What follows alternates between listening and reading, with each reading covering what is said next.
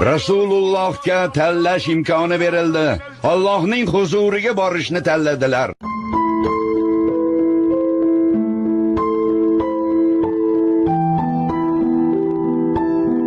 Endi nima qilamiz?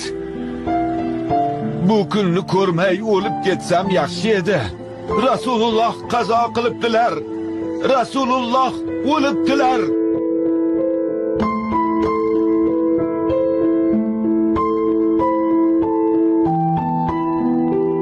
Rasululloh qazo qilibdilar, Umar.